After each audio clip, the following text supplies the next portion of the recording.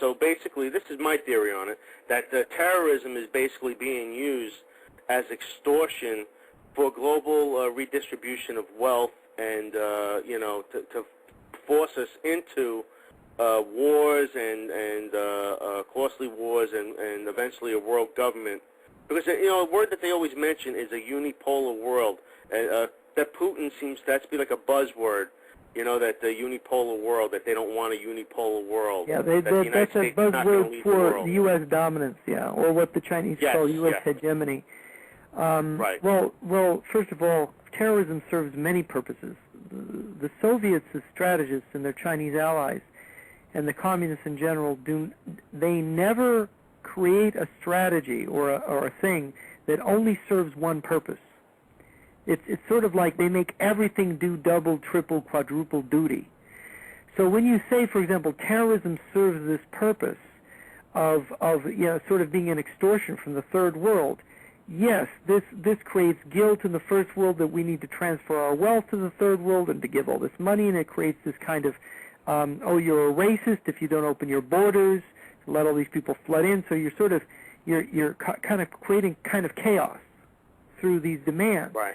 But terrorism, from a military point of view, the creation of all kinds of terrorist fronts associated also with national liberation movements in the third world, like the PLO, for example, the creation of these fronts by the Soviets and these terrorists is ultimately, all of these things are experiments in creating terrorist groups like Suvorov talks about that have no apparent connection to international communism, that can then attack the West, particularly the United States, with weapons of mass destruction, and the United States will not know it is being attacked by Russia and or China.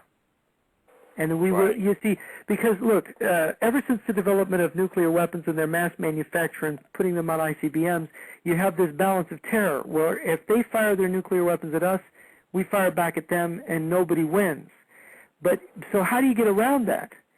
If you don't know who's attacking you with nuclear weapons, you cannot retaliate, and it doesn't matter if you have a big arsenal. Right. So the development of these terrorist networks is very important for this military reason, in addition to the reason that you cited. Well, here I have a quote. This is from your website. This is on JRNyquist.com's his website. And it's called, it says here, in 1998, I asked a former Russian intelligence official how Moscow might successfully pull off a surprise nuclear attack against the United States without suffering a devastating retaliation.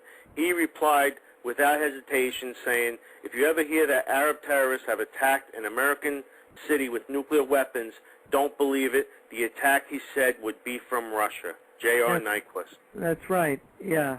That conversation happened. I was standing outside of Potomac Television with the highest-ranking military defector from Russia, who was at one time a military debriefer for Gorbachev and who had access to Soviet and Russian plans, strategic plans and thinking. And, I wanted to know how could you get away with a surprise nuclear attack without retaliation? And that was his answer to me. If you ever hear that Arab terrorists have attacked an American city with nuclear weapons, don't believe it. And my thing to him was, well, why shouldn't I believe it? And he said, because it will be my people. It will be Spetsnaz. And I said, well, then what happens then after this attack? He said, then within so many weeks or months, the missiles from Russia will come. In other words, to finish off what they have to finish off.